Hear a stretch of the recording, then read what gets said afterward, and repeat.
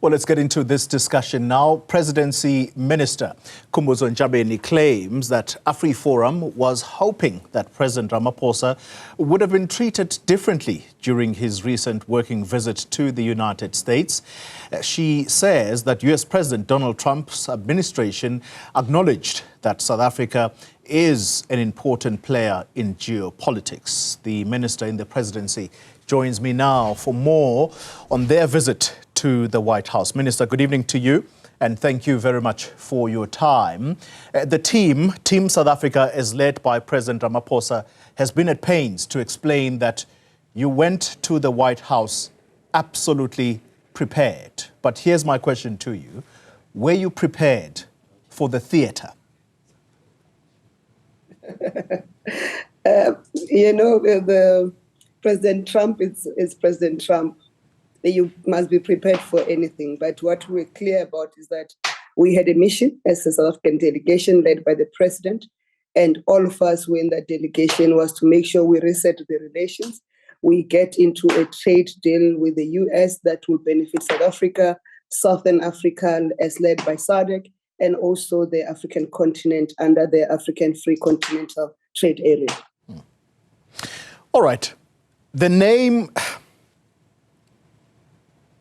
Johann Rupert, that name in the South African political arena, it tends to ruffle feathers in some quarters.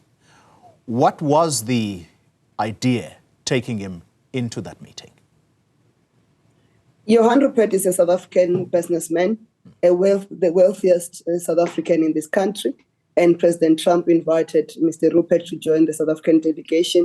And we have no problem with Mr. Rupert. He's one of the largest investors in this country. He creates jobs. And so he is a South African. And I'm sure when you were listening in the Oval Office discussions, you saw his patriotism and his emphasis on the fact that crime is not targeted to one racial group. Crime is it's a problem for all South Africans equal, and he used the crime statistics of as released by the Minister of Police to indicate that the highest crime rate actually is in the Cape Flats, and that's why at some point we had deployed the army to deal with crime in the Cape Flats. Yeah, and so the reason I'm bringing up Johann Rupert is that there is this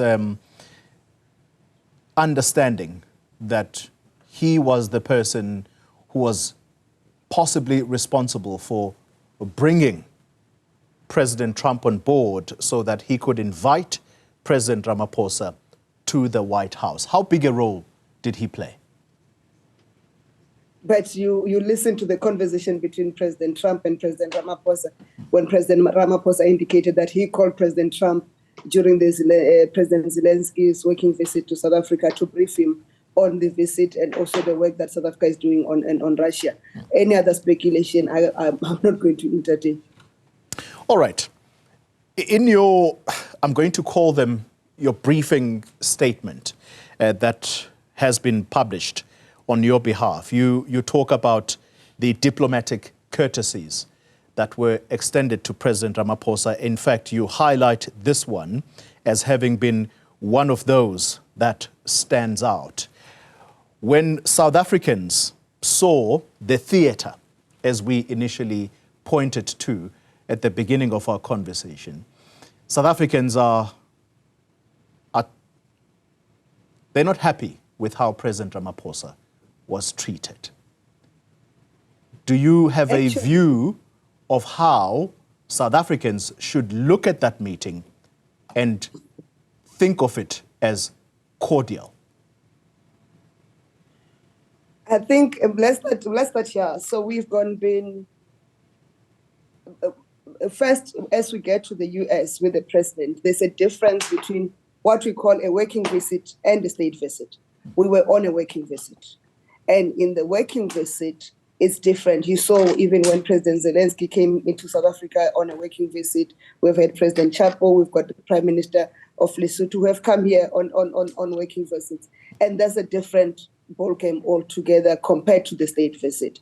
But in this working visit, we were offered a whole lot of things. There was a red carpet rolled out for us. The escorts were there for us. were received by the various military guards, though on a scale down equivalent to the level of the working visit. The President Trump received the president on the door himself and walked him through. And the patience, I'm sure you saw when they were interacting with President Zelensky, the patience at which he extended to us. There was no interruption of the discussions when our president came in. When our president wanted to respond to a question, he said to the media, he said, "Go ahead, respond." And he kept on telling the media to allow President Ramaphosa to clarify his points and to want a discussion that is structured. And for us, you have watched a whole lot of those discussions, I'm sure, even for us when it was not our own president who was there. You have watched those, and he was quite amicable. And the theater is one of those things that you needed to expect to say there will be something that will come up, and the theater came up. And I think as Team South Africa, we handled even the theater very well. And what is not a statement, a briefing statement that I issued. I wrote an article, an opinion piece about my view of the visit and what went down, because I felt it's important to say it takes South Africans into confidence of some of the discussions there. In that, I emphasized the fact that it was stunning that the misinformation, the lies that were fed to President Trump was that former President Zuma and Mr. Julius Malema are part of government. That's why in that discussion, we've got a video clip to show for that. He referred to Mr. Malema as an official. And the president took his time to explain that this is the nature of our democracy. And all South Africans, we know we are very loud. We're a loud democracy. We have a very robust democracy. Our parliament can be very rowdy. And that's why we were ready for any theatrics. What President Trump has done is no different from what we experience in our own parliament and in some of the State of the Nation addresses. So we were ready. When you say you were ready, there is no disagreeing, though, Minister, I'm sure, that the South African delegation at some instances spoke at cross purposes. And by that, I reference the input of Johann Rupert, where he even gestures at the leader of the Democratic Alliance about how sitting there, he won't say that his backyard is the capital of crime in South Africa and that it is not at the farm. So there is this feeling among South Africans that you were not quite prepared for that kind of theatre. I think it's that feeling or that claim is stretching it, because if you're not selective, you'll also go to the fact that Mr. Rupert also explained that the gangsters that are in the Cape Flats are not different from the gangsters that are in New York. And that's why he was giving the comparisons, and it was just examples. I don't think we were speaking at cross purpose at each other. It was an illustration. And you should recall, Mr. Johann Rupert is not a politician, he's not a diplomat, he's a businessman. And he calls it as he calls it, but none of us felt offended by that. Minister Stenius, on his own, he never felt offended by that referencing of doing the comparison. And that comparison was not to make the Western Cape worse off.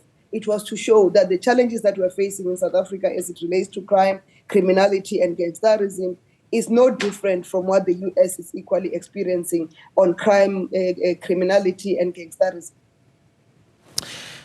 Let's talk about what has become a major topic of discussion in the country, and it is that of Starlink. Is there some kind of preferential deal that is being worked out in the background to bring Starlink to South Africa, but Elon Musk's company will not be subject to BEE laws? Maybe let me give you this context. First, the Starlink discussion never arose in our discussion during the lunch, as it did not arise during the Oval Office media briefing. But let me also then clarify that South Africa has been doing equity equivalent for a number of years, and including in the ICT sector. But the ICT sector is governed by the Electronic Communications Act, which is called the ECA in South Africa. And by the time the ECA was adopted, it separated ICT from telecommunications.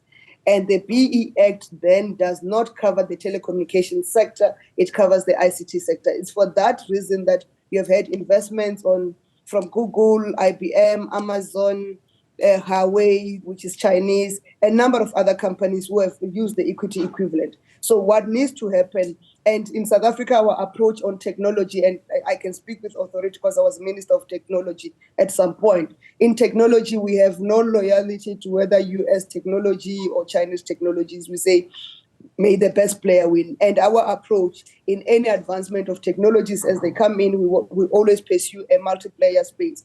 So, and this confusion, I think it arises from the directives that Minister Malatsi has released. And I think the best person to explain why he has released those directives is Minister Malatsi. But as a country, we are pursuing equity equivalence. And if there are laws that needs to be brought into line so that equity equivalent must be applied in a particular sector, because there are only two sectors that do not have equity equivalent provisions in the country, is the energy sector and the telecommunication sector. So what we need to have, those sectors must then align their own laws.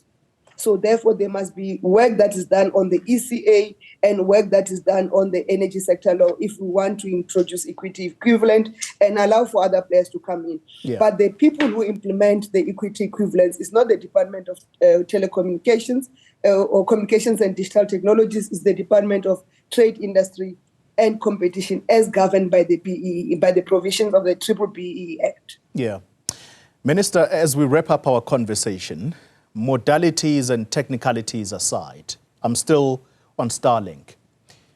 How do you explain to South Africans that there is even a consideration of this company setting up shop in South Africa when the owner of the company has willfully peddled lies about this country, misinformation?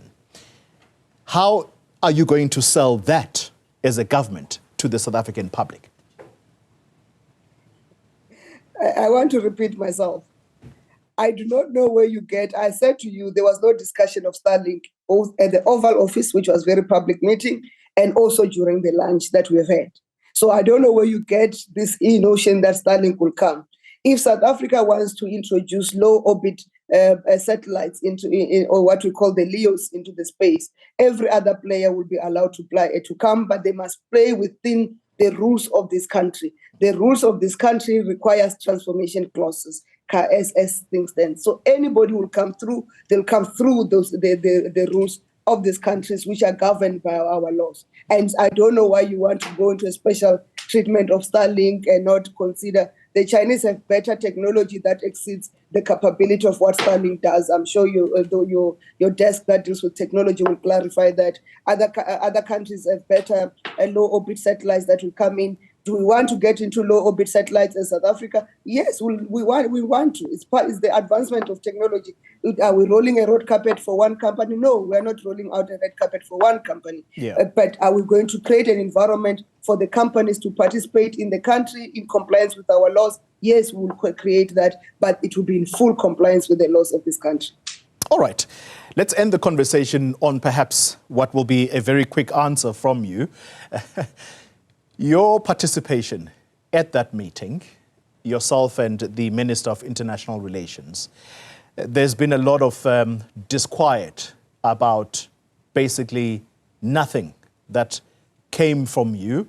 If anything, there are a number of people that are thanked by the South African public for standing up for the country. Do you feel that you needed to have said something in that meeting? In which meeting? Because in the Oval meeting where there were media... The Oval Office, the very media spectacle. The president was doing well. Remember, our role is to support the president. Everybody who spoke there spoke on the invitation of the president or their president. In the US, the only person who was invited to speak in that delegation was the chief special advisor on Africa, Mr. Masad Bolos is the only one who spoke on, invited by President Trump. Our president, and then President Trump extended the invitation to the golfers, Mr. NLs and Mr. Theo Kosen and Mr. Rupert, and our president extended an invitation to Minister Steenhuisen and also President Losi of COSATU. And there was no need for us to speak. You don't speak for the sake of speaking. You can only speak when you are invited or if there's important points to make. I don't feel that there was need for me, Minister Tau or Minister Lamula, to add to what the president was doing. The president got it covered, and when the president got it covered, if we speak, we're simply saying the president does not have the facts. But if the people were spoken on those invitations, there was particular messages they were supposed to convey. COSATU needed to convey a message from the workers and the work that labor is doing with business. And the others, Mr. Rupert spoke from a business person and also spoke about him being targeted as white monopoly capital. Mr. Steenhuisen was supposed to speak as a minister responsible for the agriculture and the farmers in terms of the work that is being done to maintain the safety of farmers, not only white farmers, but black and white farmers in South Africa. Minister Khumbudzo Ntshavheni, thank you very much for your time.